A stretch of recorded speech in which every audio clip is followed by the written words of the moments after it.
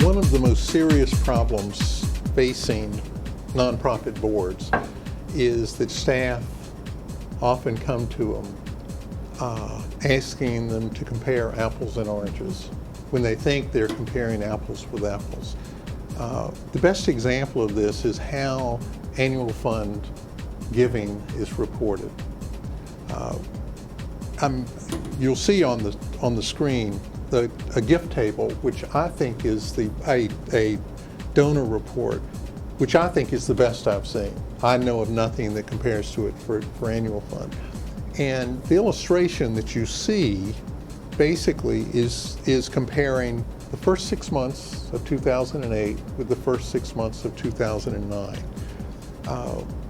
The comparisons that many boards get are basically a report that says, last year at this date we had $250,000 in income.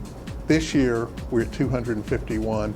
So our annual fund is holding its own. And in this recession, that's pretty good. Exactly. As you look at this table, what you can see by presenting the segmentations, you can see that while the final line, the totals comparing 2008 with 2009 for the first 2 years, say we're doing virtually the same.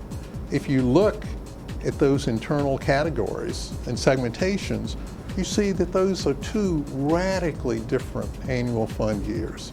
That in 1 year, what you have done is the decline in giving between this year and last year is masked by a $25,000 gift.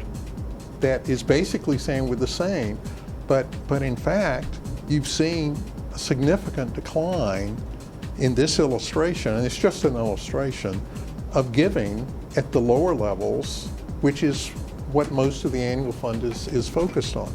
So I use this as a chart, as an example of saying boards have a right to expect, and in fact they should demand, and the executive director should too, that when we're giving information, we have enough information to make genuine comparisons.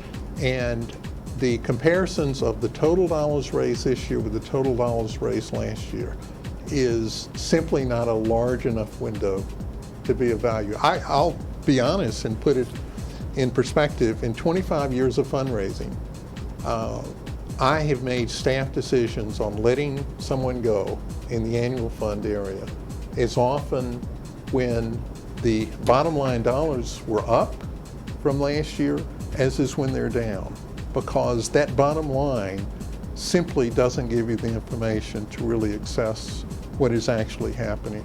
So as a result, boards are often in the dark, and they don't find out until it's too late, really, the status of the fundraising effort. So it both empowers the board, but it also gives stability and gives guidance to the development office in terms of what is going on. It also is helpful to the development office in terms of doing their job, because ultimately those comparisons will catch up with you. But it alerts people ahead of time as to where our successes are and where we're facing challenges.